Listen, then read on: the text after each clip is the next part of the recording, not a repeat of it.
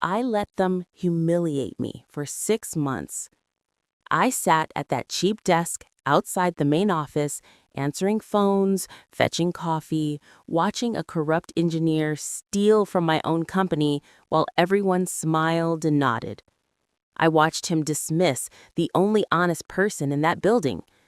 I watched my own head engineer, the woman I trusted, sign documents without reading them, blinded by charm and favoritism. And when they finally crossed the line, when they tried to fire me for defending what was right, I smiled, because that was the moment I'd been waiting for. My name is Victoria Hayes, and this is the story of how I pretended to be nobody to catch the person who thought they could steal everything. But let me take you back to the beginning, back to when I still believed people were honest, back to when I thought my company was in good hands. 6 months before I walked into that office as the new assistant, I was sitting in my real office, the corner office, 20th floor, floor-to-ceiling windows overlooking the city. My name on the building, Hayes & Associates Construction. My father built this company from nothing, concrete and steel, sweat and determination.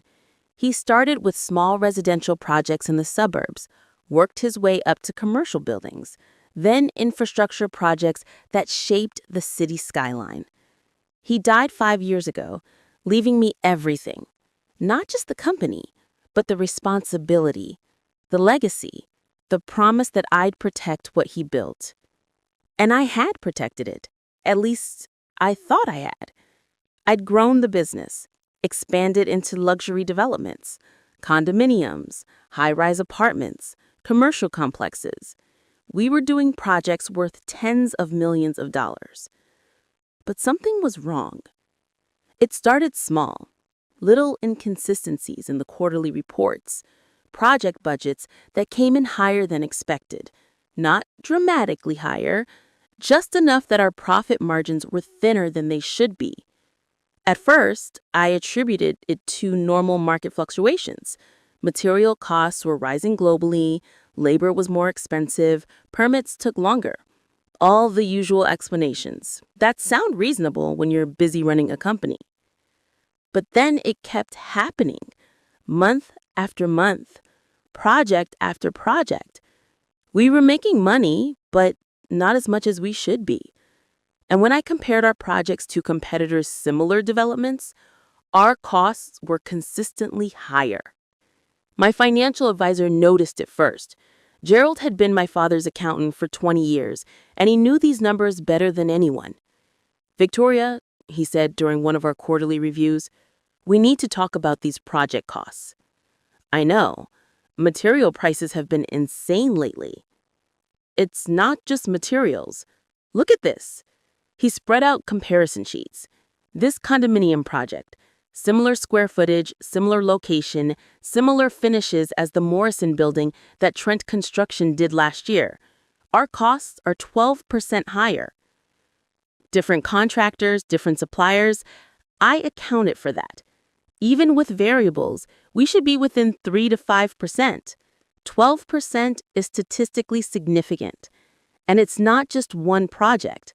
It's a pattern. He showed me the data, project after project, all with inflated costs, all approved by my head engineer, Margaret Sullivan, all overseen by the same project engineer, Richard Mason. That's when the unease settled in my stomach. That feeling you get when you know something's wrong, but you can't quite see it yet. Like looking at an optical illusion before your brain figures out what it's really showing you. "Run a full audit," I told Gerald. "Go back 2 years. Every project, every invoice, every approval. I want to know where every dollar went."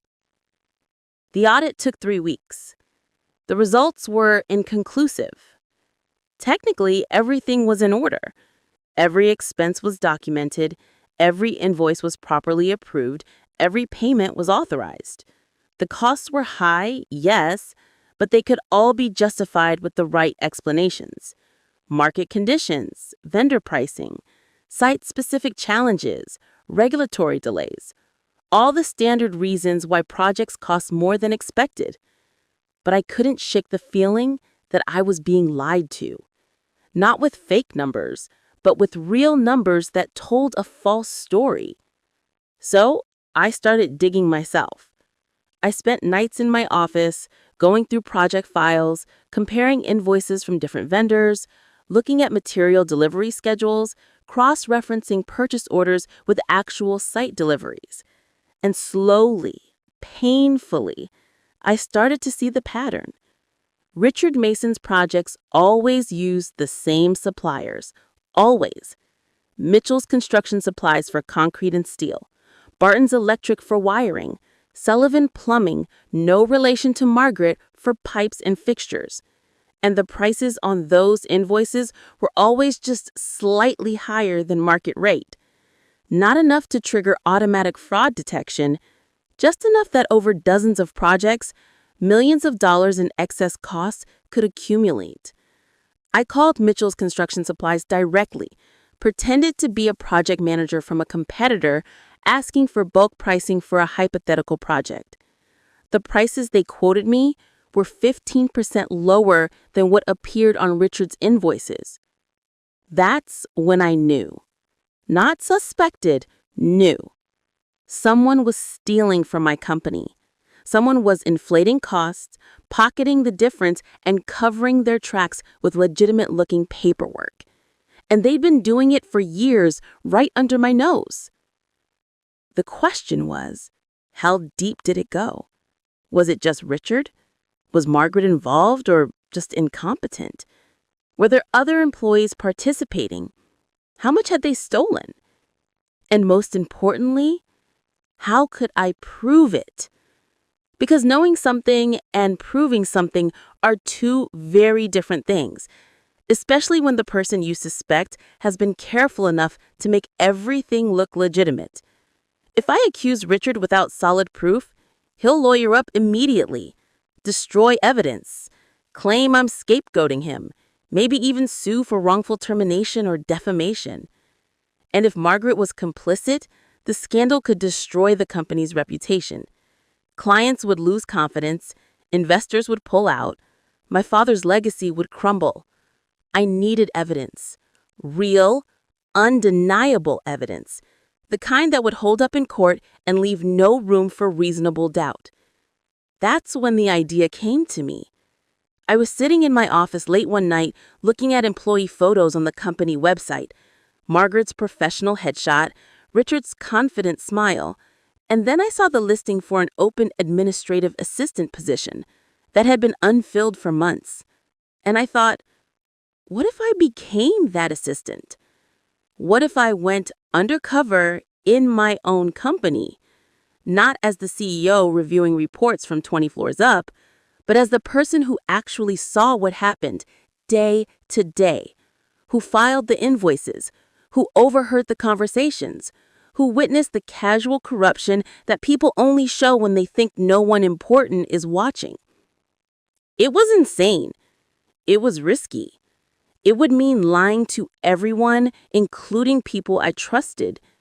It would mean making myself vulnerable in ways I hadn't been since I was starting out in this business. But it was also the only way I could see to get the truth. So I started planning. Creating a false identity turned out to be easier than I expected. I had advantages most undercover investigators don't have. I owned the company, so I could manipulate the hiring process. I had complete access to all internal systems, and I had resources to create a convincing backstory. I spent 2 weeks building my cover. First, the identity. I created a fictional person named Sophia Reed, recent graduate from a mid-tier business school, generic resume with administrative experience at small firms that would be difficult to verify. No social media presence beyond the basics, because someone my supposed age who was completely offline would be suspicious. I hired a professional to create a complete digital footprint, LinkedIn profile with appropriate connections, Facebook page with generic posts and carefully curated photos, stock images modified enough to avoid reverse image searches. Even an old MySpace account that had been abandoned years ago for authenticity. Then I needed a way to get hired without raising suspicion. I couldn't just show up and apply for the position. Someone would remember that. Someone might investigate the coincidence later. So I used a connection. My college roommate, Jennifer, owned a consulting firm. She owed me favors. Several of them, actually. I'd invested in her startup when no one else would. "Jenny," I said when I called her, "I need you to recommend someone for a position at my company." "Sure, who?" "Someone who doesn't exist. Here's what I need you to do." I explained the plan. She thought I was crazy, which was fair, but she agreed. She called Margaret's office, said she was recommending a recent graduate for the administrative assistant position. Someone talented, trustworthy, eager to learn. The kind of recommendation that Margaret would accept without too much scrutiny, because it came from a reputable source. Margaret agreed to interview Sophia Reed the following week. Next, I had to become Sophia physically. That was harder than creating the paper trail. I'm 34 years old. I'm used to looking like a CEO. Expensive suits, professional haircuts, subtle but quality makeup, confident posture, the kind of presence that makes people defer to you in meetings. I needed to look like someone fresh out of college, someone who couldn't afford designer clothes, someone who hadn't learned to command a room yet. I went to department stores I'd never shopped at before, bought clothes that were cheap but acceptable. Polyester blend blouses that would wrinkle by lunch, slacks that didn't quite fit right, shoes from discount stores that would hurt after a few hours of standing. I practiced walking differently, not the confident stride I developed over years of business meetings, something more uncertain, more deferential. Eyes down instead of making direct eye contact, shoulders slightly hunched instead of squared. I learned to make myself smaller, invisible, the kind of person people look past without really seeing. It was humbling and educational, because as I practiced being overlooked, I realized how often I probably overlooked people in exactly this position. How many assistants had I walked past without acknowledging? How many lower-level employees had tried to tell me something important and I'd been too busy to listen? This wasn't just about catching a thief anymore. It was about understanding how my company really worked, how power operated, who got heard and who got ignored. I practiced my voice, made it softer, less authoritative, added more uptalk, that questioning inflection that makes statements sound like questions, the vocal patterns of someone who isn't sure they have the right to speak. I studied how assistants behaved in my building, watched them in the lobby, in elevators, in the cafeteria, observed their body language, their interaction patterns, their social hierarchy. And I realized something disturbing. They were invisible. Not because they wanted to be, but because everyone else chose not to see them. They could be having conversations 3 feet away from executives, and those executives would discuss confidential matters as if the assistants weren't there. It was perfect for my purposes, but it also made me angry, at myself mostly, for being part of a system that devalued people based on their job titles. The final piece was technical. I had our IT security team, people I trusted absolutely, install hidden cameras in strategic locations, the supply closet, the break room, near Margaret's office, angles that would capture conversations and transactions without being obvious. I also had them modify the phone system to record calls in that department, all completely legal with the right notifications posted in the fine print of employee handbooks and building policies, the kind of legal fine print that no one ever reads, but that covers you in court. "Are you sure about this?" Tom Chen, my head of IT security, asked me. "If this goes wrong, I won't go wrong, and if it does, it's on me. You're just following orders from the owner. Document everything." He nodded. "When do you want to start?" "Next week. I have an interview with Margaret Sullivan for an assistant position." He stared at me. "You're going to interview with your own employee?" "Yes." "And what if she recognizes you?" "She won't. I've calculated this carefully. Margaret and I have only been in the same room maybe 20 times in the last year. Always in formal settings, always with me in full professional mode. She sees the CEO, not the person. She'll see what she expects to see as a nervous young woman interviewing for an entry-level position. And if you're wrong, then I'll have an embarrassing story and we'll figure out another approach. But I'm not wrong." I wasn't wrong. The interview took 30 minutes. I sat across from Margaret in her office, an office I'd been in hundreds of times, where we discussed strategy and reviewed projects and made decisions that shaped the company. She didn't recognize me. She barely looked at me, actually, spent most of the interview glancing at her computer, obviously distracted by other things. Asked me generic questions about my experience, my skills, my availability. I gave her generic answers, carefully calibrated to sound enthusiastic but not too memorable. "You come recommended by Jennifer Chen. She speaks highly of you. I'm grateful for her support. I'm really excited about this opportunity. The position is mostly administrative, answering phones, filing, scheduling, general support. It's not glamorous. I understand. I'm eager to learn how a successful construction company operates, even in a support role." She seemed satisfied with that. "When can you start?" "Whenever you need me." "Monday, then. 8 a.m. Wear business casual. Richard will show you around." Richard Mason. The name sent a spike of adrenaline through me, but I kept my expression pleasant and grateful. "Thank you so much, Engineer Sullivan. I won't let you down." "I'm sure you'll do fine," she said, already turning back to her computer. Dismissed. I walked out of that office feeling a strange mix of triumph and disgust. Triumph because my plan was working. Disgust because of how easily she'd dismissed me, how little attention she'd paid to who I actually was. If she'd looked closely, she would have seen it. The shape of my face, the way I held myself, something would have triggered my cognition. But she didn't look closely, because I was just an assistant. Just another administrative hire, not worth her full attention. Which was exactly what I was counting on. I spent the weekend preparing mentally, going over my backstory until it felt natural, practicing the character until Sophia Reed felt real, reminding myself why I was doing this. For my father's legacy, for the honest employees who were being cheated, for the company that deserved better, and maybe just a little bit for myself. To prove I could still do hard things, that I hadn't gotten so comfortable in the corner office that I'd lost touch with what it took to survive in the trenches.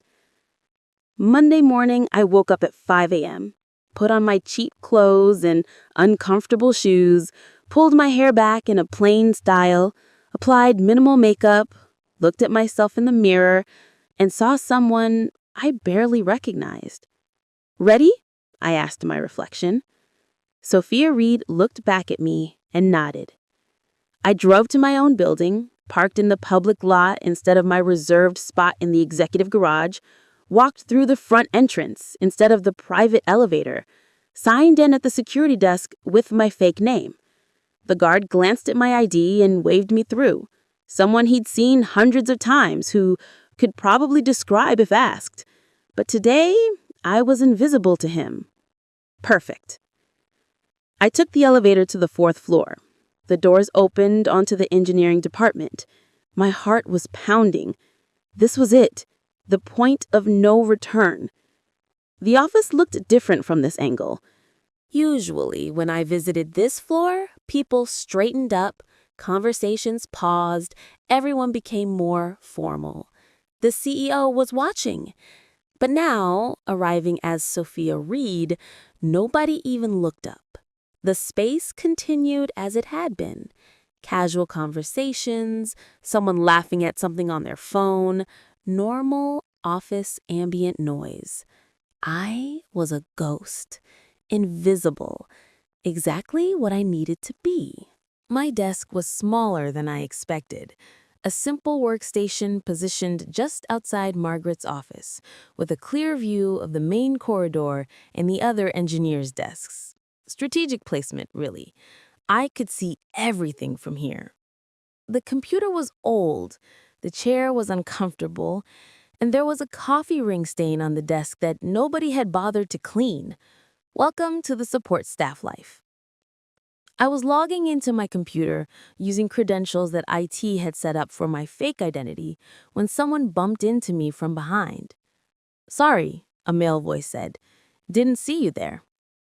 I turned around and found myself face to face with Daniel Foster, the junior engineer I'd hired 6 months ago based on his impressive resume and innovative approach to structural problems. I'd never actually met him in person before. HR had handled the hiring while I was managing the acquisition of a smaller firm. He was younger than I expected. Late 20s, maybe? Tired eyes, slightly rumpled shirt like he'd been at work too early or too late, or both. "It's okay," I said, using Sophia's voice. I should have been watching where I was going. "You must be the new assistant," he said. "I'm Daniel Foster, junior engineer." "Sophia Reed," I said, shaking his hand. "Nice to meet you." "Welcome to chaos," he said with a slight smile that didn't quite reach his eyes. Then he headed to his desk in the corner, the one farthest from Margaret's office. Interesting. The physical distance between his desk and the center of power probably wasn't accidental. I spent the morning learning the administrative systems, or pretending to learn them. I already knew most of it, but Sophia wouldn't, so I asked appropriate questions and took notes like everything was new. Richard appeared mid-morning, tall, good-looking in that polished way that some men cultivate. Expensive suit, perfect haircut, confident smile that probably worked on most people. "Sophia, right?" he said, leaning against my desk in a way that invaded my personal space just slightly. "Welcome to the team. I'm Richard Mason, senior project engineer." "Thank you," I said. "Engineer Sullivan mentioned you'd show me around." "Happy to, though there's not much to show. Pretty straightforward office. Margaret's the boss. She makes the decisions. I handle the major projects. Daniel over there handles the grunt work." He said it casually, but loud enough for Daniel to hear. Daniel didn't look up from his computer, but I saw his jaw tighten. "What kind of projects do you work on?" I asked, playing the interested new employee. "Luxury condos mostly, high-end residential. We're doing a 30-unit development right now that'll be worth about $15 million when it's done. I'm overseeing the whole thing." "That sounds impressive." "It's what I do," he smiled. "You'll find that Margaret and I work very well together. We've got a system. As long as you don't disrupt that system, you'll do fine here." A warning, delivered with a smile. Don't rock the boat, don't ask questions, stay in your lane. "I'm just here to help however I can," I said. "Good attitude," he straightened up. "Margaret likes people who know their place. Just follow instructions and you'll be fine." He walked away, and I watched him go to Margaret's office, knocked once, and walked in without waiting for a response.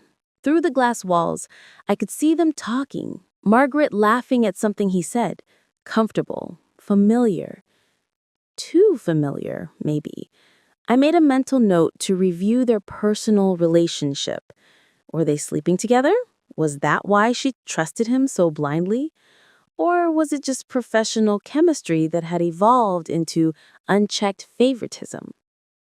The morning passed slowly. I answered phones, filed paperwork, fetched coffee, all the small tasks that keep an office running but that people in power never think about. And I watched. I watched Richard make 3 personal calls that lasted 20 minutes each. I watched Margaret approve a budget revision without reading it. I watched Daniel work through lunch, completely focused on something on his screen. Around 2 p.m., Daniel approached Margaret's office. I could hear him through the partially open door.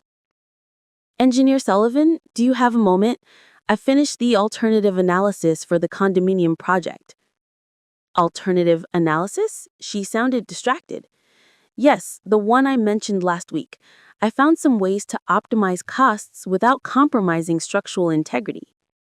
"Daniel, I already approved Richard's proposal for that project. We're moving forward with his design."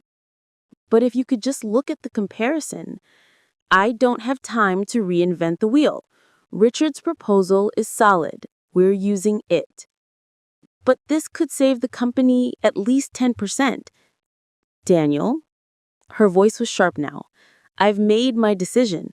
Please respect that and get back to work." He stood there for a moment. I could see his reflection in the glass. Frustration, resignation, the look of someone who'd had this conversation before and knew how it would end. "Yes, Engineer Sullivan."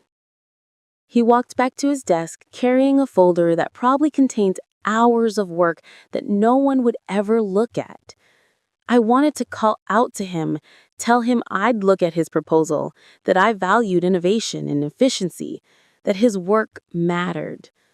But Sophia Reed wouldn't do that. Sophia Reed was nobody. She had no authority to overrule the head engineer or advocate for a junior employee. So I stayed silent and watched him sit down at his desk, staring at his computer with an expression I recognized. The look of someone questioning whether they're in the right place. The afternoon crawled by. More phone calls, more filing, more observation. I noticed things, small things. The way Richard's office door was always closed when he was on the phone. The way Margaret signed documents while simultaneously responding to emails, not really reading what she was approving. The way Daniel worked in isolation, rarely interacting with anyone else.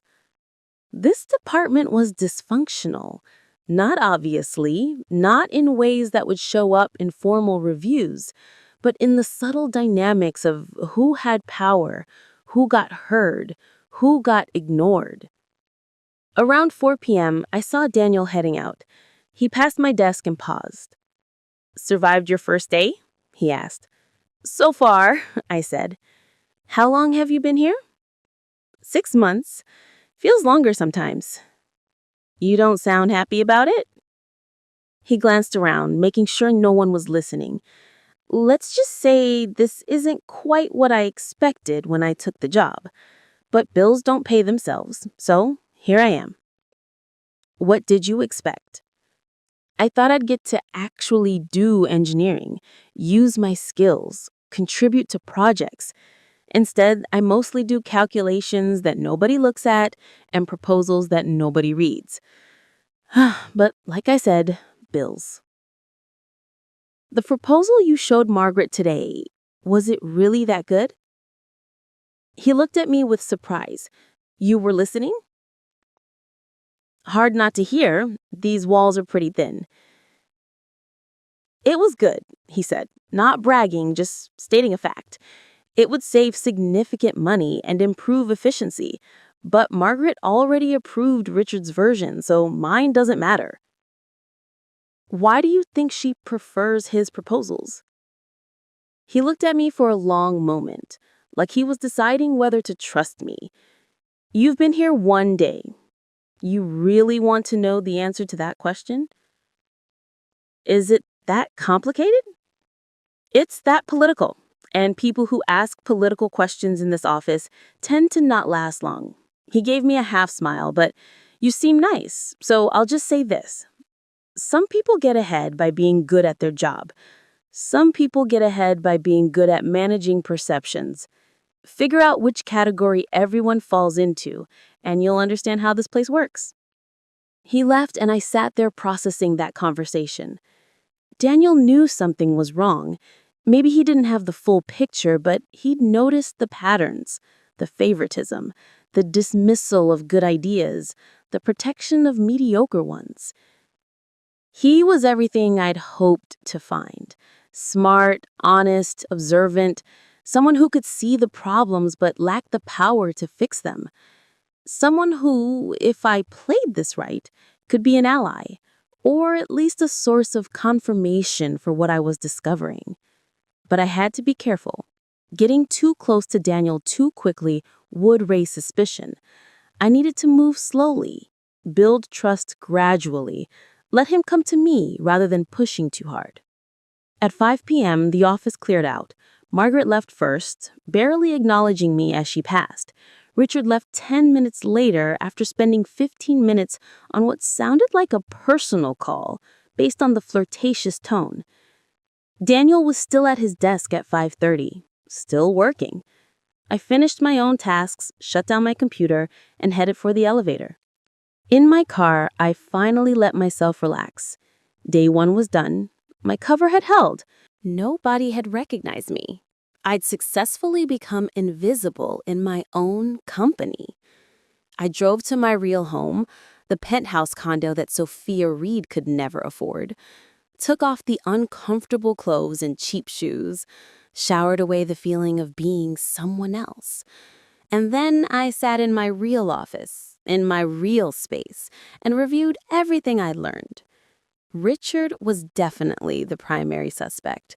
The patterns all pointed to him. But I still needed to catch him in the act, needed to document the actual exchange of money or kickbacks. Margaret was negligent at best, complicit at worst. I'd need to determine which. And Daniel was a wild card, someone who clearly didn't fit the culture but was too stubborn or too desperate to leave. Someone who might notice if I made a wrong move, or who might become an ally if I played this right. I pulled up the hidden camera footage on my secure laptop, watched the day's recordings from multiple angles, listened to conversations, looked for patterns. It was going to be a long 6 months, but I was patient. I'd learned patience from my father. He used to say that construction was 90% preparation and 10% execution. You didn't rush the foundation. You built it right, layer by layer, until it could support everything else. This investigation was the same. I was building the foundation, evidence, documentation, understanding. And when I had enough, when I was absolutely certain, I would execute. I would catch the thief, fire the negligent, protect the innocent, and make sure my father's company survived stronger than before. But first, I had to survive being Sophia Reed for 6 more months. Week 2 was when the patterns became undeniable. I'd settled into the rhythm of being Sophia Reed. The uncomfortable shoes didn't hurt as much anymore. My body had adapted to the cheaper chair. I'd learned the office dynamics, who talked to whom, who avoided whom, where the invisible boundaries were. And I watched, always watched. Richard had a routine. Monday mornings, he'd arrive with coffee and pastries for Margaret. They'd have a closed-door meeting that lasted 30 to 45 minutes. Thursday afternoons, he'd leave early, claiming vendor meetings or site visits. Friday mornings, Margaret would sign off on his weekly expense reports without reviewing them. I started documenting everything: times, dates, patterns. I created a spreadsheet on my personal laptop that tracked Richard's movements, Margaret's approval signatures, and the flow of paperwork through the office. The hidden cameras were capturing gold. Conversations about inflated budgets. Richard on the phone with vendors, speaking in code that wasn't quite code. The usual arrangement, and same as last time, and make sure the paperwork reflects the higher number. But I still needed the smoking gun. I needed to see money change hands, or documents that explicitly showed fraud, or a confession captured on audio. On Tuesday of week 3, Daniel made an interesting move. He'd been working on something for days. I could tell because he stayed even later than usual, and his desk was covered with spreadsheets and architectural drawings. He rarely spoke to anyone, just worked in focused silence. Then, that Tuesday afternoon, he approached Margaret's office again. I could hear him through the door I deliberately left slightly ajar. Engineer Sullivan, I've completed a comprehensive alternative proposal for the condominium project. I really think you should look at this before finalizing Richard's design. Daniel, we've discussed this. Richard's proposal is approved. Yes, but mine could save the company substantial money. I'm talking about a 10% reduction in material costs alone, without compromising structural integrity. How did you arrive at that number? Finally, she was asking a real question. I felt a flicker of hope for Daniel. I analyzed the soil reports that were filed 3 years ago when we acquired this land. Nobody seems to have reviewed them recently. The soil composition in the western half of the lot is significantly more stable than the original assessment suggested. That means we can use a mixed foundation system instead of deep pilings throughout. That's $600,000 in savings right there. I was impressed. That was exactly the kind of innovative thinking that made good engineers great. And I redesigned the column distribution. Instead of uniform 40 by 40 columns throughout, we can use 30 by 30 in lower stress areas. That reduces concrete volume by 15%. I also optimized the electrical and plumbing infrastructure to share conduits in common areas, which cuts installation costs significantly. Margaret was quiet for a moment. Did Richard see these soil reports? They were in the archived files. Anyone could have accessed them. But Richard didn't include this analysis in his proposal. No. Another pause. I held my breath, hoping she'd see what I was seeing, that Richard had either missed crucial data or deliberately ignored it to maintain higher costs. Your analysis sounds thorough, Margaret said finally. But changing the design at this stage would delay the project timeline.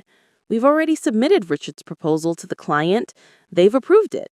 Changing now would require new approvals, new permits, more time. But the savings. Daniel, I appreciate your initiative. I really do. But in this business, timing matters as much as costs. We can't afford delays. I'm sorry, but we're moving forward with Richard's design. Even though it cost the company hundreds of thousands more than necessary? Watch your tone. I've made my decision. That's final. Daniel came out of his office, his face flushed with frustration. He made eye contact with me for just a moment, and I saw something there. Anger, yes, but also suspicion. He was starting to see the pattern, too. He went back to his desk without a word. Richard emerged from his own office a few minutes later. He'd obviously heard at least part of the conversation through the walls. "Margaret," he called out cheerfully, "can I see you for a minute?" They disappeared into her office, the door closed. The blinds, which were usually open, were drawn. I couldn't hear what they were saying, but I could imagine. Richard reinforcing why his design was better, Margaret feeling validated in her decision, maybe some personal flattery mixed in. Whatever it took to maintain the status quo. 15 minutes later, Richard came out smiling, Margaret looked relaxed, and Daniel looked defeated. That evening, as the office emptied out, I deliberately stayed late. I wanted to see if Daniel would talk to me, if he'd open up without others around. He was still at his desk at 6:30 p.m., staring at his computer screen but not really working, just thinking. I got up, stretched, and walked past his desk on my way to the break room. "Long day?" I said casually. He looked up, surprised to see someone else still there. "Yeah, you too?" "I'm still learning the systems. Everything takes twice as long when you're new." I paused. "I heard what happened with your proposal. That was frustrating." That's one word for it. "Can I ask you something, and you can tell me if I'm out of line?" "Sure." "Why does Margaret always prefer Richard's proposals, even when yours might be better?" Daniel studied me for a moment. "You really want to know?" "I'm curious. I'm new here, trying to understand how things work." Things work based on who you know, not what you know. Richard has connections. Probably comes from a good family, went to the right schools, knows the right people. Me, I went to a state university, worked construction jobs to pay tuition. I don't have an impressive pedigree. But you're good at your job. Doesn't matter. Margaret trusts Richard. She doesn't trust me. And in an office like this, trust matters more than competence. That seems backwards. Welcome to corporate America, Sophia. We stood there for a moment, and I felt the weight of what he was saying. Because he was right. I'd created a system where credentials and connections mattered more than actual results, where someone like Richard could coast on charisma while someone like Daniel got overlooked. And now I was seeing it from the other side, from the perspective of someone who'd been deemed unworthy of attention. For what it's worth, I said carefully, your proposal sounded really good. The soil analysis, the column optimization, that was smart thinking. Thanks. A lot of good it does me. Maybe someone will notice eventually. Maybe. He didn't sound convinced. Or maybe I should just start looking for another job, somewhere that actually values innovation. Would you leave? I don't know. I like the work, I like the projects.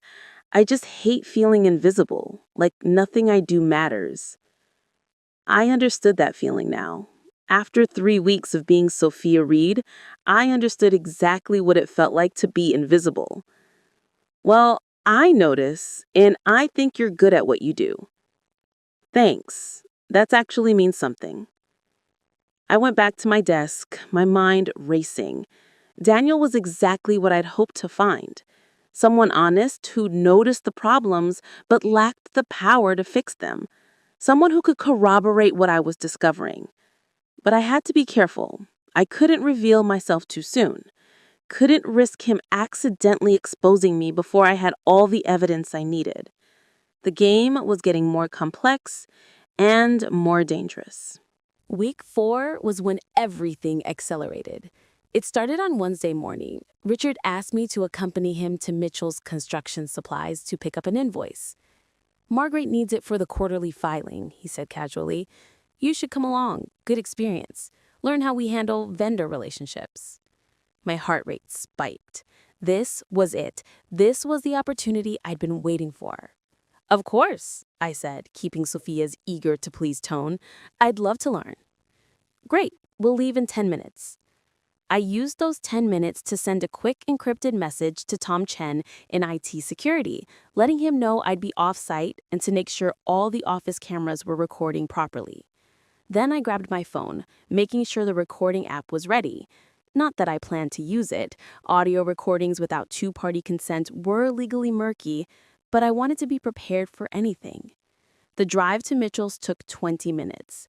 Richard spent most of it making small talk, asking about my background, my family, my social life, probing questions disguised as friendly interest. So, you're single, he asked at one point. Yes, I said, keeping my tone neutral. Pretty girl like you must have guys interested. I'm focused on my career right now. Smart. Build your foundation before you settle down, he smiled. Though having the right connections can help with career advancement too, if you know what I mean. I knew exactly what he meant, and it made my skin crawl. We arrived at Mitchell's Construction Supplies, a large warehouse in the industrial district. Tom Mitchell himself came out to greet us. Richard, good to see you. And who's this?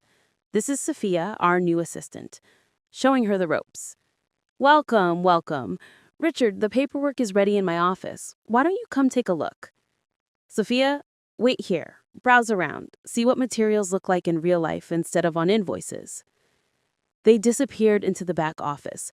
I pretended to examine concrete samples and steel beams, but I positioned myself where I could see through the partially open office door. I watched Tom reach into his desk drawer, pull out a thick manila envelope, hand it to Richard. Richard opened it, counted quickly. I couldn't see the bills from this distance, but the gesture was unmistakable. He was counting cash.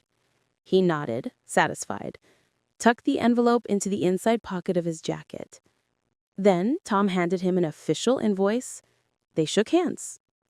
The transaction was complete. I turned away quickly, focusing on a display of electrical wiring like it was the most fascinating thing I'd ever seen. Richard emerged a minute later, all smiles. All set, let's head back.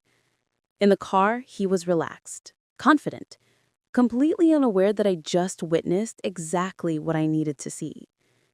Mitchell's is one of our best vendors. Tom really understands how to work with construction companies, makes everything smooth. He seems nice, I said. He's a professional, been in the business for 20 years. He knows how things work. I bet he does, I thought. Back at the office, I watched Richard deliver the invoice to Margaret. She glanced at it for maybe 5 seconds and signed off.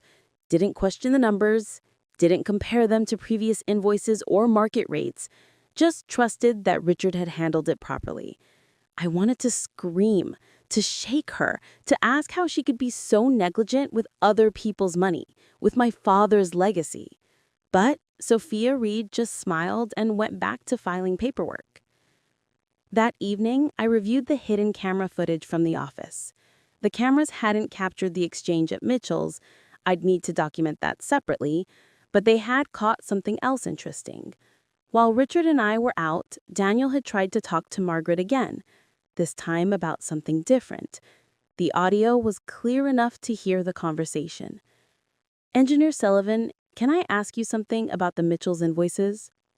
"What about them?" "I was reviewing the project budgets and I noticed their prices seemed consistently higher than other suppliers.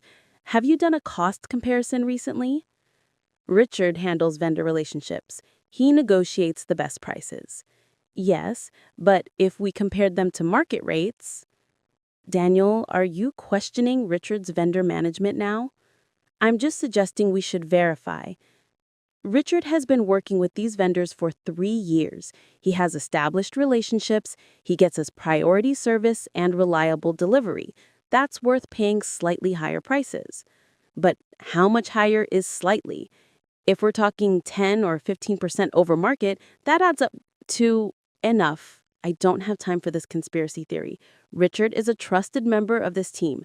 You need to focus on your own work and stop trying to undermine your colleagues." Daniel had stood there for a moment, then walked away without another word. I felt a surge of respect for him. He was pushing back, asking the right questions, refusing to stay silent even though it was obviously hurting his career. That took courage. But it also made him a liability to Richard, and I needed to make sure Daniel didn't become collateral damage in whatever was about to happen. Friday afternoon, Richard made his move on me. He found me alone in the break room, making coffee. "Sophia, can we talk for a minute?" "Of course." He closed the door. Suddenly, the small room felt much smaller. "He'd been impressed with you these past few weeks," he said. "You're smart. You catch on quickly. You're observant." "Thank you." "I think you could have a real future here, beyond just being an assistant." "I appreciate that." But to move up in a company like this, you need to understand how things really work. Not just the official policies and procedures, the actual dynamics. Here it comes, I thought. There are opportunities for people who understand the flexible nature of business relationships. People who know when to see things and when to not see things, if you know what I mean. I'm not sure I do. He smiled. "I think you're smarter than that. You saw what happened at Mitchell's on Wednesday. You know there are arrangements that benefit everyone involved. Tom gets reliable business. I ensure smooth operations. The company gets priority service. Everyone wins." "But the company pays higher prices." "A small premium for guaranteed service and reliability. That's just good business." "And where do I fit into this?" "You're in a unique position, Sophia. You see everything that crosses Margaret's desk. You know who's asking what questions. You could be very valuable to someone who needs to stay informed. You're asking me to spy for you? I'm asking you to be part of a mutually beneficial arrangement. You help me, I help you. Your salary could improve significantly, and your career trajectory could accelerate in ways you haven't imagined. I looked at him, this man who'd been stealing from my company for years, who was now trying to recruit me into his fraud, who thought I was naive enough or desperate enough or ambitious enough to become complicit. That's a very interesting offer, I said slowly. I thought you'd see it that way. I strike you as someone who understands ambition. Can I think about it? Of course. Take the weekend. But Sophia, he moved closer, definitely invading my personal space now. This stays between us. If you mention this conversation to anyone, especially Margaret or that troublemaker Daniel, it would be very unfortunate for your career here. Understand? I understand. Good. I think we're going to work very well together. He left, and I stood there in the break room, hands shaking, not from fear, from rage. He just confessed, admitted to the fraud, tried to make me complicit, threatened me, all in a 5-minute conversation. And I recorded every word on the hidden camera in the break room. I had him. I spent the weekend reviewing all the evidence I'd collected. 4 weeks of documentation, hidden camera footage, audio recordings, invoice comparisons, financial analysis showing the patterns of inflation, the cash handoff at Mitchell's that I'd witnessed, Richard's attempted recruitment of me, complete with implicit threats. I had enough, more than enough. I could fire Richard, pursue criminal charges, recover the stolen money, and clean up the department. But there was a problem, a Daniel-shaped problem. Because over the past 4 weeks, something unexpected had happened. I'd started to care about him. Not romantically, nothing like that. But I cared about what happened to him, about whether he'd survive the fallout of what I was about to do. He was good at his job. He was honest. He asked the right questions. He pushed back against corruption even when it hurt his career. The company needed people like him. But he'd also been vocal about his suspicions regarding Richard. When I brought the hammer down on Richard and Margaret, Daniel would be the obvious candidate to promote, and everyone would know he'd been critical of Richard. It would look like he'd won, like his complaints had been justified, like the system had actually worked. Except it hadn't worked. I'd had to go undercover in my own company to uncover fraud that should have been caught by normal oversight. The system had failed completely, and I needed Daniel to understand that change was necessary, not just in personnel, but in culture, which meant I had to keep him at arm's length for a little longer, had to let him think he was still losing, even though he was about to win. It was cruel, but necessary. Monday morning, I came in to find Daniel's desk covered with boxes. He was packing. My heart sunk. Daniel, what's happening? He looked up and I could see the resignation in his eyes. I'm leaving. Found a position at Morrison Construction. Better pay, better opportunities. I gave my 2 weeks notice this morning. But I stopped myself. Sophia Reed wouldn't argue too hard about this. Sophia Reed didn't have the authority to change his mind. It's for the best, he said. I've been beating my head against the wall here for 6 months. Time to find a wall that might actually move. I'll miss working with you. You're sweet, Sophia, but you barely know me. I know you're good at what you do. I know you care about doing things right. That matters. Not enough, apparently. Margaret chose that moment to walk past. She paused at Daniel's desk, saw the boxes. Oh, Daniel, you're really leaving? Yes, 2 weeks' notice is in your email.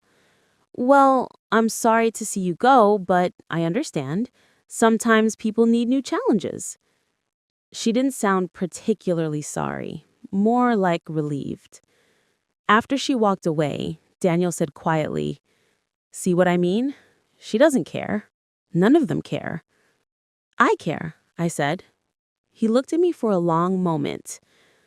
"Why?" "Because someone should. Because you deserve better than this."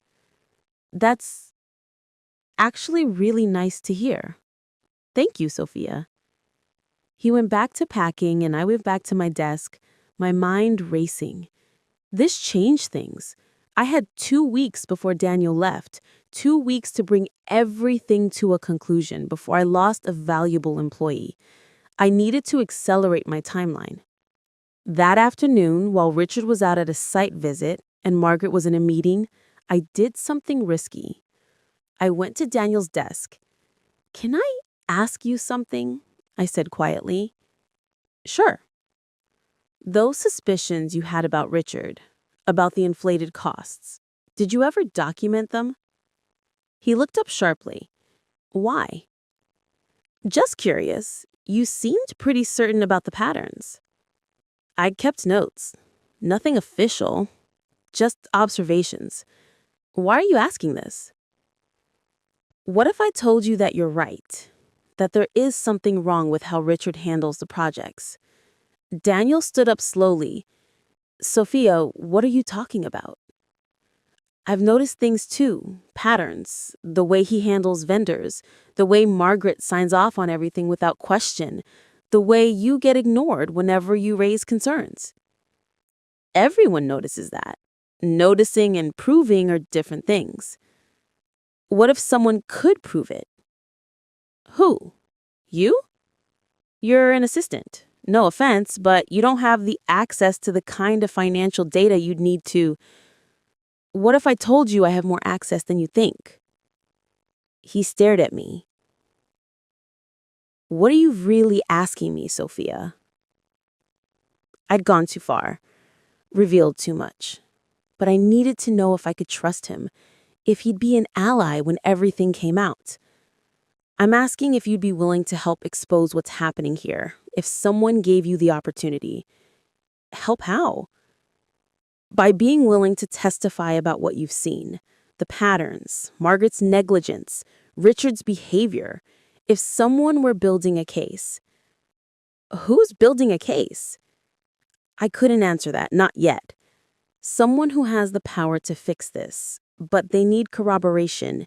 They need people who've witnessed the problems firsthand." Daniel looked at me like he was seeing me for the first time. "You're not just an assistant, are you?" "I'm exactly what I appear to be, but I'm also someone who cares about this company and about people like you who are being treated unfairly." "This is insane. Why are you telling me this?" "Because you're leaving.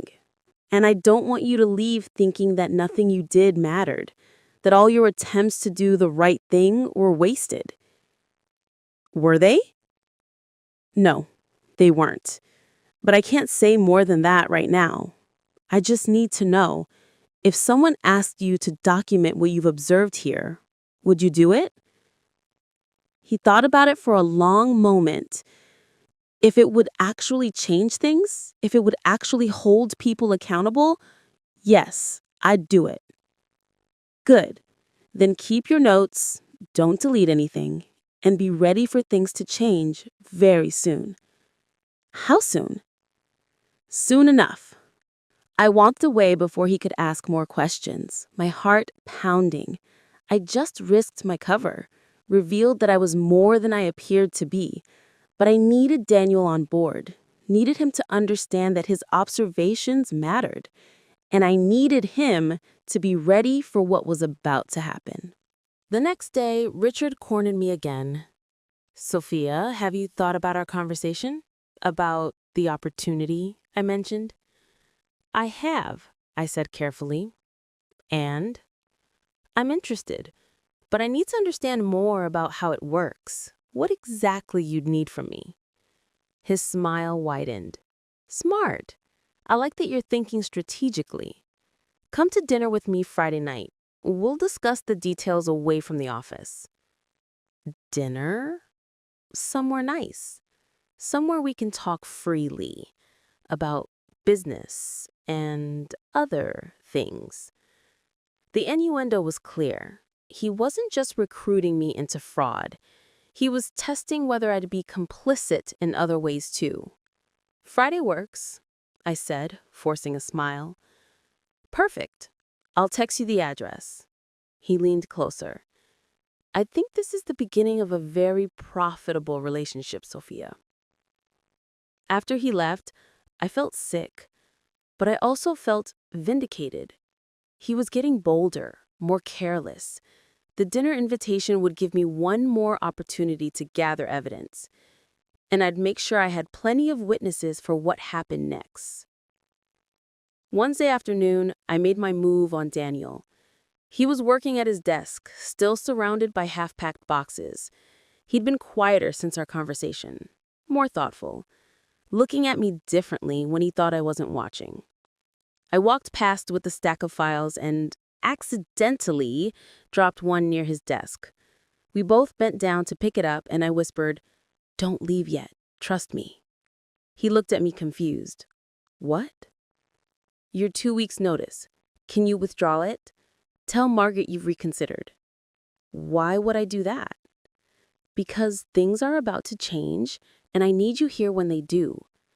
"Sophia, what is going on?"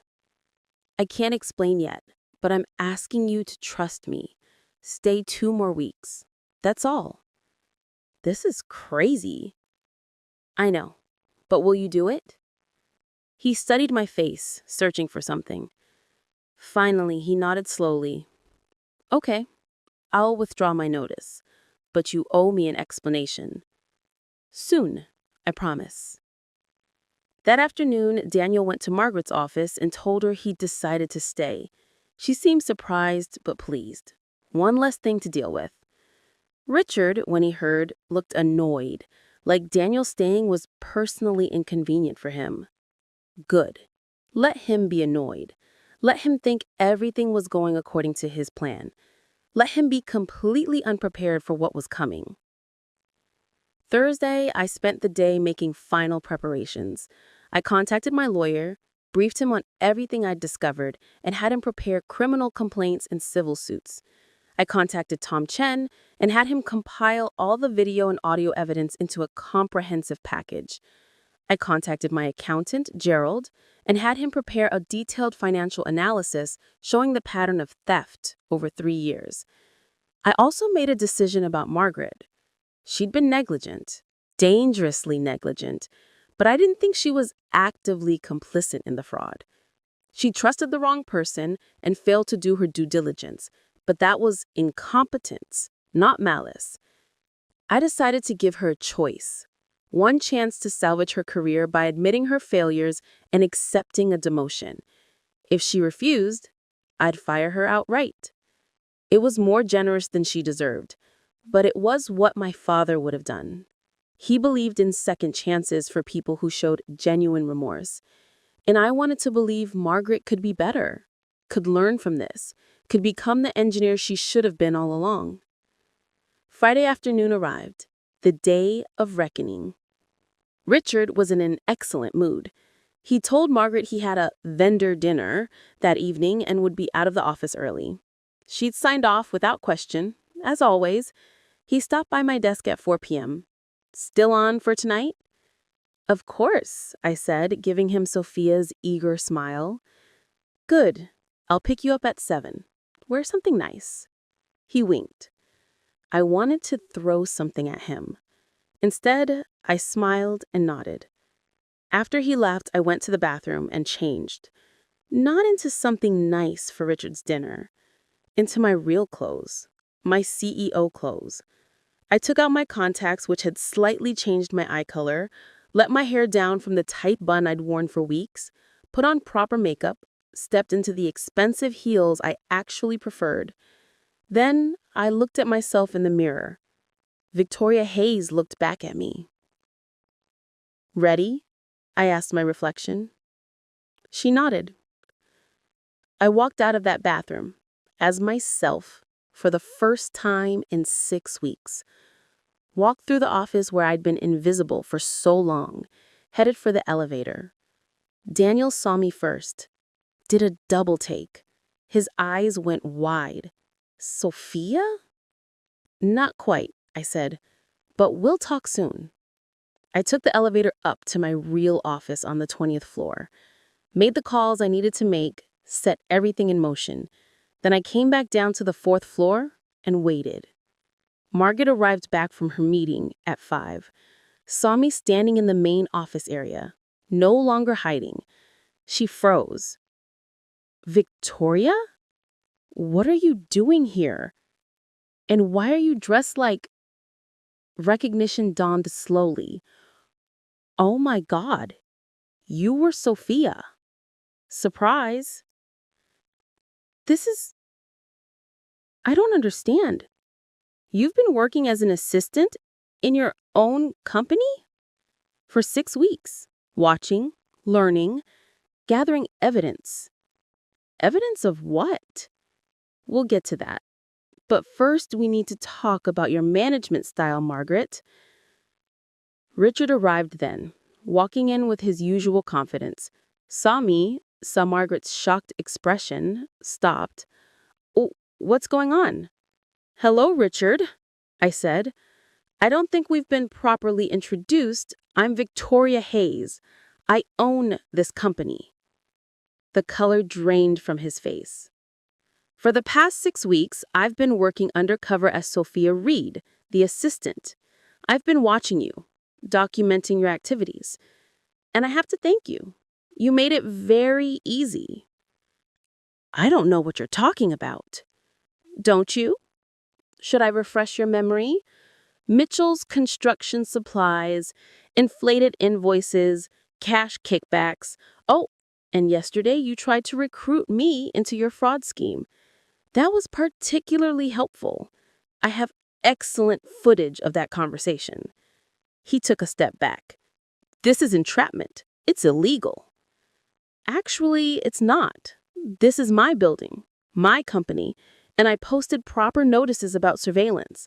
You just never bothered to read them. The elevator opened. Tom Mitchell stepped out, escorted by building security. He looked terrified. Mr. Mitchell, thank you for coming. We need to discuss your invoicing practices and the cash payments you've been making to Richard.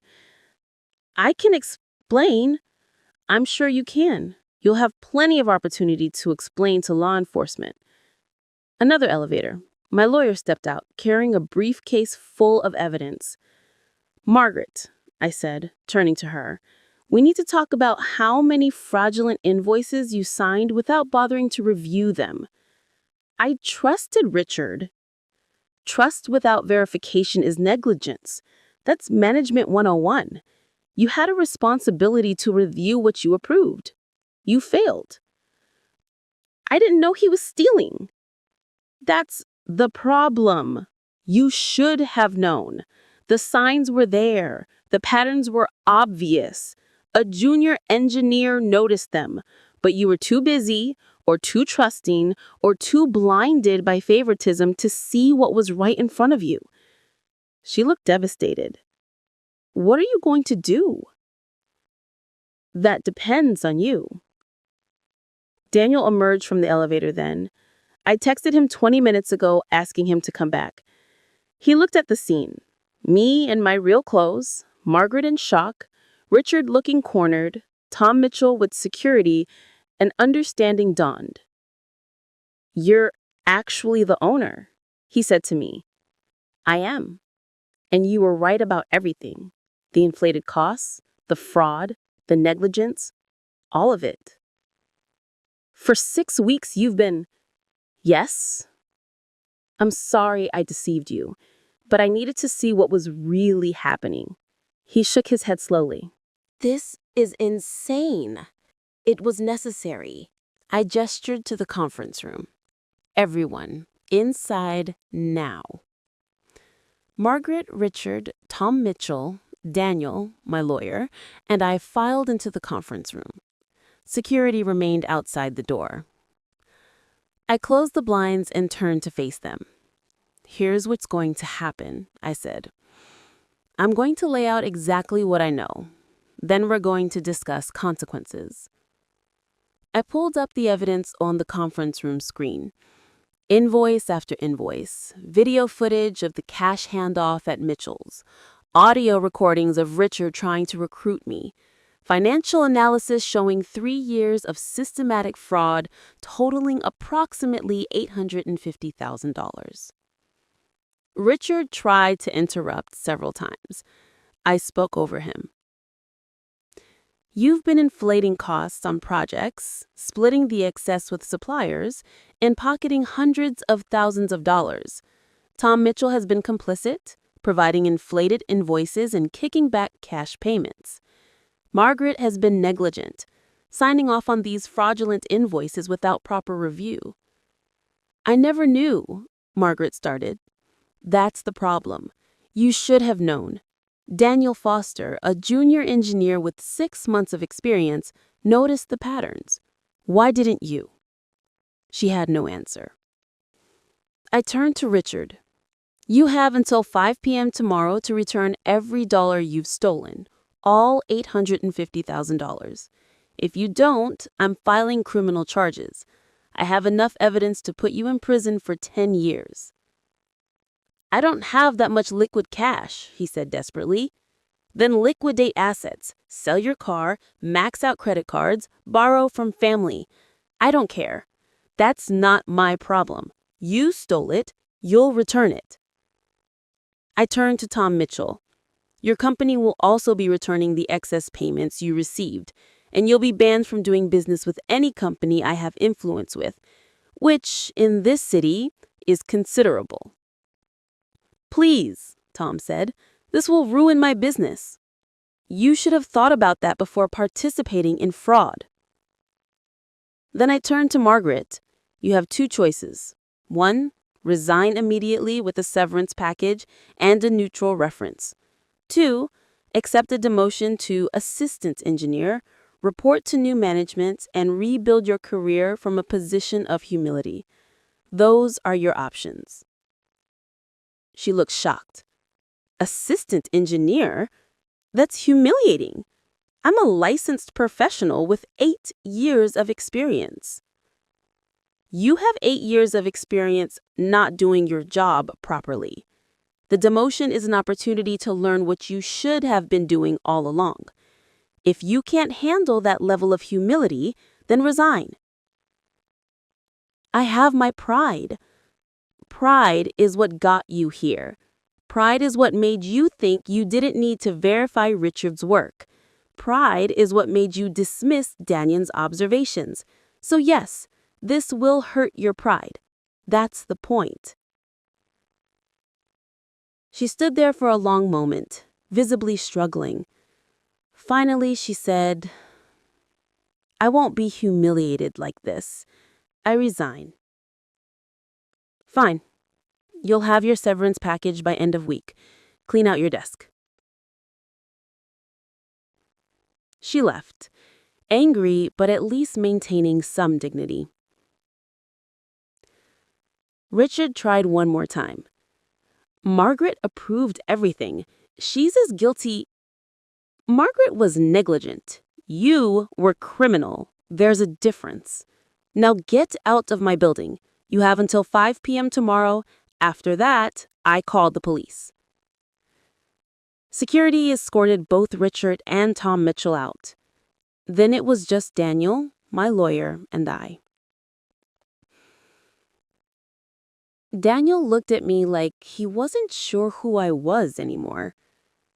6 weeks, he said. 6 weeks you pretended to be someone else? Yes.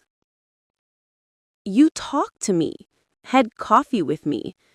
Let me think I was defending a helpless assistant when you were actually... I know, and I'm sorry, but I needed to see what was really happening, and I needed to know who in this company was worth keeping. And you are. You're exactly what this company needs. Someone who questions assumptions, who does the math, who cares more about doing things right than about being liked. You're offering me Margaret's job. I'm offering you the opportunity to help me rebuild this department properly, with real oversight, real accountability, real innovation. He shook his head. This is crazy. Is that a no? I need time to think about it. You have until Monday, because I meant what I said before. I need you here. Not just because you're good at your job, but because you represent the culture I want to build. One where people like you get heard. He left, still looking dazed. My lawyer cleared his throat. That was effective, but we should discuss the legal ramifications later. Right now, I need to make some calls. Saturday evening, I got a call from my bank. Richard had wired $850,000 to the company account. Apparently, he liquidated his investment portfolio and taken out a massive loan. He'd have debt for years, but at least he'd avoided prison. Margaret's severance package was finalized. Generous enough that she could take time to figure out her next move, but with a clear understanding that if she badmouthed the company, the package would be revoked and I'd make sure everyone knew why she'd really left. Sunday morning, I got a text from Daniel. Can we meet? I have questions. We met at a coffee shop in neutral territory, not the company building, somewhere we could talk as equals. He arrived looking like he hadn't slept much. I've been thinking about everything you said. And I have questions. A lot of them. Ask. Why me? Why did you care whether I stayed or left? You're the CEO.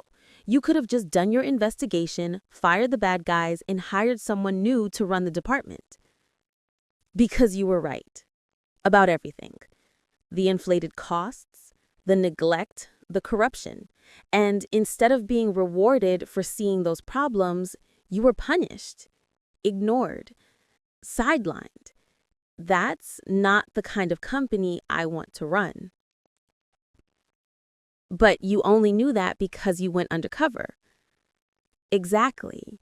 I only knew it because I came down from my tower and actually looked at how the company operates at ground level. Do you know what I saw? What? I saw that I'd built a system that rewards the wrong things. Credentials over competence, charm over character, connections over capability. And people like you, who should have been thriving, were invisible. Is that why you pretended to be Sophia? To see how invisible people are treated? Partly, but also because I needed to understand why my company was bleeding money. And I couldn't do that from 20 floors up reading sanitized reports. I needed to see the actual corruption, witness the actual neglect. And you did. I did. And now I need help fixing it. Not just finding a replacement for Margaret, actually fixing the culture that allowed someone like Richard to thrive and someone like you to be overlooked. Daniel took a sip of his coffee. What does that actually mean? Fixing the culture. It means creating real accountability, regular audits, multiple approval signatures on large expenditures, and transparent vendor relationships. And it means making sure that when someone like you raises a concern, it gets investigated properly, instead of dismissed. That sounds like a lot of bureaucracy. Some of it will be, but some of it is just listening. Actually listening when people point out problems. Like you did when you were Sophia? Exactly. He looked at me for a long moment. The job offer, Margaret's position, what would that actually entail? Head of engineering for the construction division. You'd oversee all projects, manage a team, work with me directly on strategic planning. And yes, you'd have to deal with some administrative work and manage people, which I know isn't your favorite. But you'd also have real authority to implement your ideas, like that condominium redesign that Margaret rejected. The one that would save 10%? We're reviving that project. I want you to present your alternative design to the client. If they approve it, we implement your version. You get full credit. His eyes widened. Seriously? Seriously. You did the work. You deserve the recognition. And the company deserves the savings. What if I fail? What if I'm not ready for this kind of responsibility? Then you'll learn. That's how it works. But I've watched you for 6 weeks. Watched how you think, how you work, how you handle frustration and rejection. You're ready. You just don't believe it yet because no one's ever given you the chance to prove it. He sat back, processing. This is a lot. I know. Take the weekend, think about it, but I need an answer by Monday morning. And if I say no, then I wish you well at Morrison Construction and I start interviewing other candidates. But I hope you say yes. Monday morning, I was in my real office, my actual 20th floor office, when Daniel walked in. I accept, with conditions. Conditions? 1, I report directly to you. No intermediary who can ignore my concerns. 2, I want quarterly budget reviews with full transparency. If costs are running high, I want to know why. 3, I want a mandate to question any expense that seems inflated without repercussions. I smiled. Done, done, and done. Anything else? One more thing. When you were Sophia, was any of it real? The conversations we had, the coffee, you saying you cared about what happened to me? Was that part of your investigation, or was that real? I thought about how to answer that. The investigation was real, but the caring was also real. I wasn't lying about that. Sophia Reed might have been fake, but the person who thought you deserved better, who was angry about how you were treated, who wanted to see you succeed, that was completely genuine. That was me, Victoria, not the disguise. He nodded slowly. Okay, I can accept that. Good, because we have a lot of work to do. When do I start? Today. Let's go down to the 4th floor together. I need to introduce you to the department as their head of engineer. We took the elevator down together. When the doors opened, the entire department was gathered. I'd sent out a message Sunday night calling an all-hands meeting for 9 a.m. Everyone fell silent when they saw me walk in with Daniel. Good morning, everyone. For those who don't know me, I'm Victoria Hayes. I own this company, and I have some announcements to make. I explained what had happened. Not all the details. That would be inappropriate and potentially legally complicated, but enough that everyone understood. Richard had been terminated for cause. Margaret had resigned. Tom Mitchell and several other vendors were no longer approved suppliers. There were systematic problems in this department. Problems with oversight, accountability, and culture. Those problems allowed corruption to flourish and good work to be ignored. I gestured to Daniel. Daniel Foster has been promoted to head of engineering, effective immediately. He'll be reporting directly to me, and he'll be implementing new procedures to ensure this never happens again. There were murmurs, surprise, some approval, some skepticism. Daniel was young, relatively inexperienced in management. Some people would question whether he was ready. But I'd made my decision, and I'd back it completely. I know some of you might wonder about this choice. Daniel has only been here 6 months. He doesn't have the traditional credentials or experience you might expect for this role. But in those 6 months, He demonstrated something more valuable than credentials: integrity. He saw problems and spoke up for them, even when it hurt his career. He did excellent work that was consistently ignored, and he never compromised his standards, even when it would have been easier to just go along with the status quo. I looked directly at Daniel. That's the kind of leadership this company needs. Not people who accept things as they are, but people who envision how things should be and have the courage to fight for that vision. Daniel looked uncomfortable with the praise, but he stood up straighter. This department is going to change.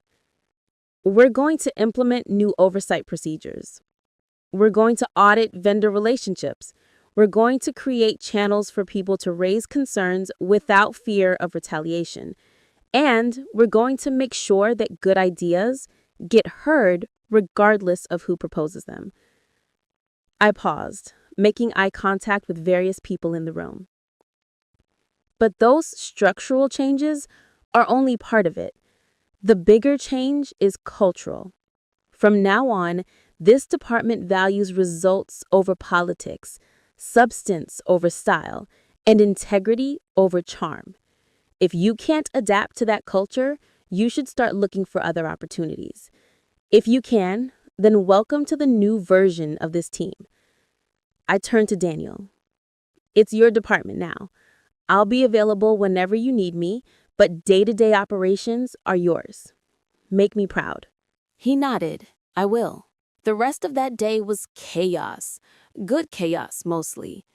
Daniel and I worked together to establish immediate changes, new approval processes, mandatory vendor reviews, a clear protocol for raising concerns. We also started reviewing the condominium project, Daniel's alternative design. By the end of the day, I'd approved it, pending client acceptance. Schedule a meeting with the client for Wednesday, I told him. You'll present your design. I'll be there to back you up, but this is your presentation, your moment. What if they say no? Then we pitch harder, because your design is better, cheaper, more efficient. And if we can't convince them of that, we need to work on our sales skills. He laughed, actual laughter. I realized I'd never heard him laugh before. It was a good sound. Wednesday's presentation went better than expected. The client, a real estate development company, was initially skeptical about changing the approved design. But when Daniel walked them through the cost savings, the improved efficiency, the structural benefits, they started nodding. This would save us $600,000? The lead developer asked. Approximately, yes, Daniel said, without compromising any of the aesthetic or structural elements you specified. In fact, in some ways, it's superior to the original design because of the optimized foundation system. The developers conferred quietly. Then the lead spoke. We approved the revised design, and we want you to know this is exactly the kind of innovative thinking we were hoping for when we chose your company. After they left, Daniel turned to me with a huge grin. We did it! You did it! That was your design, your presentation, your success. But you backed me up. You gave me the chance. That's what good leadership does. Gives talented people chances. Now, multiply this moment by every project we do, and you'll understand the impact you can have in this role. Over the next few weeks, the department transformed. Not overnight. Real change never happens overnight, but steadily, visibly. We hired new engineers to replace those who couldn't adapt to the new culture. We brought in a compliance officer to oversee vendor relationships. We established regular team meetings where anyone could propose ideas or raise concerns. And slowly, the department started to feel different, more collaborative, more innovative, more honest. Daniel grew into his role faster than I expected. He was a natural leader once given the authority and support to actually lead. He made mistakes, everyone does, but he learned from them, and he never lost that fundamental integrity that made me promote him in the first place. 3 months after the confrontation, I called Daniel to my office. "We need to talk," I said. He looked worried. "Is something wrong?" "No. The opposite, actually. Sit down." He sat, still looking uncertain. "The condominium project is almost complete," I said. "It's coming in 15% under budget and ahead of schedule. The client is thrilled. They want us to bid on 2 more projects." "That's great news." "It is.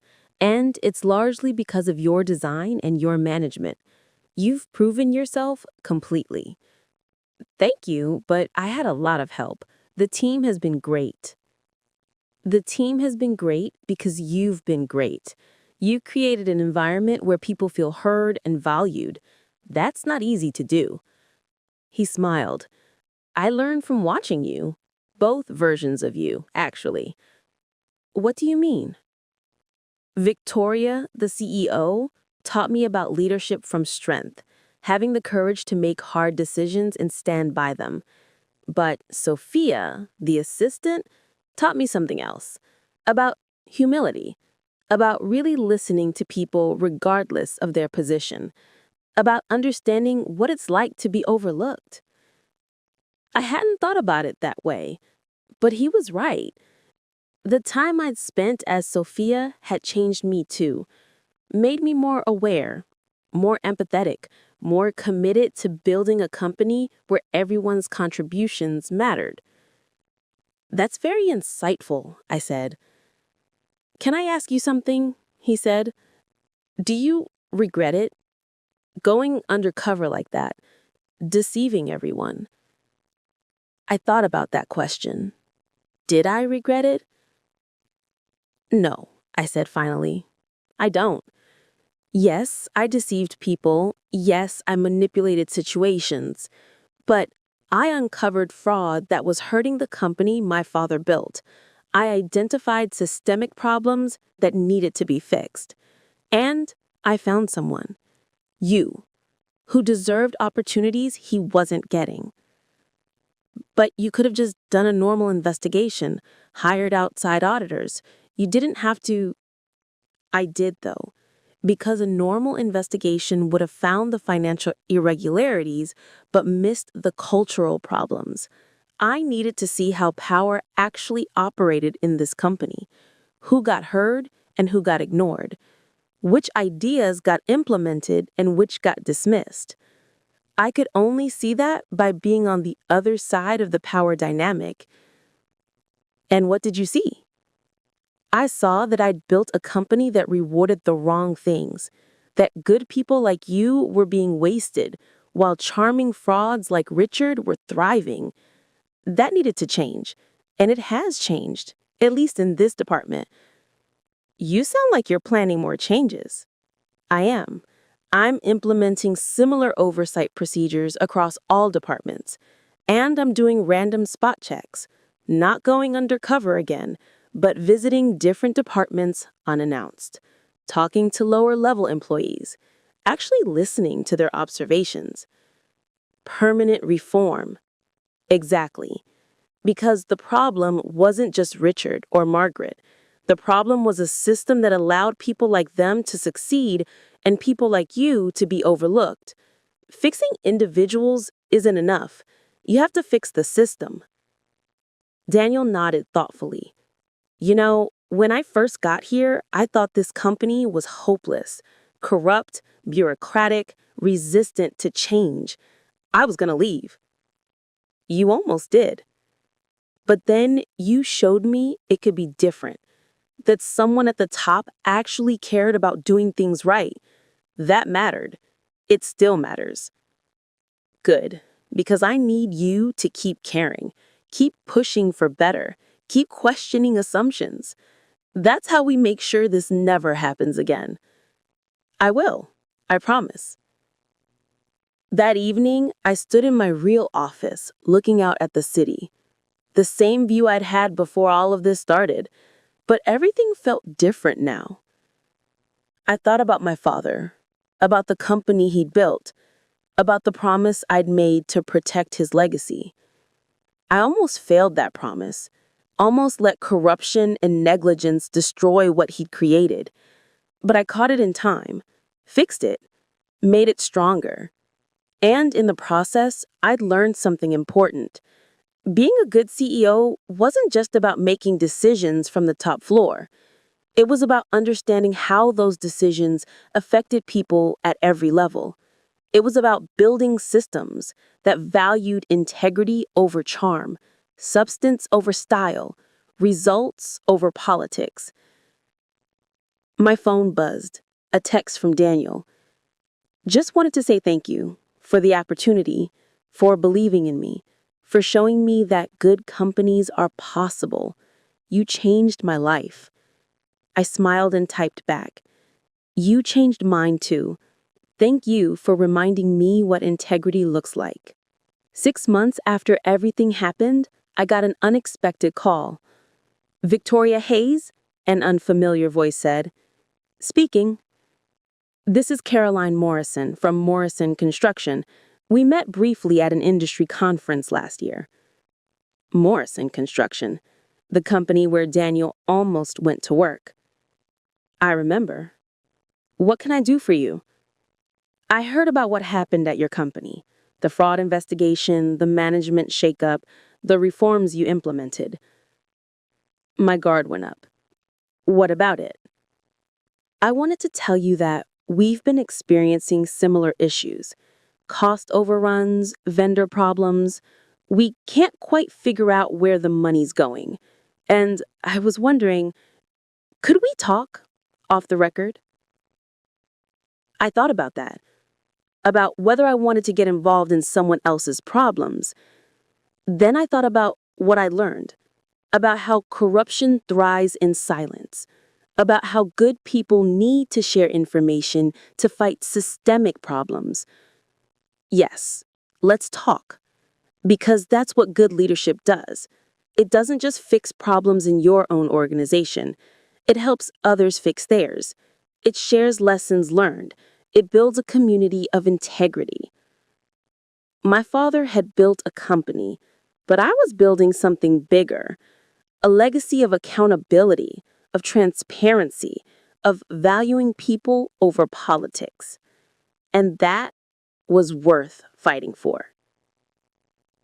A year after I'd walked into my own office as Sophia Reed, I stood in the same fourth-floor department where it all happened. The space looked different now, brighter, more energetic. People actually talked to each other, collaborated, shared ideas.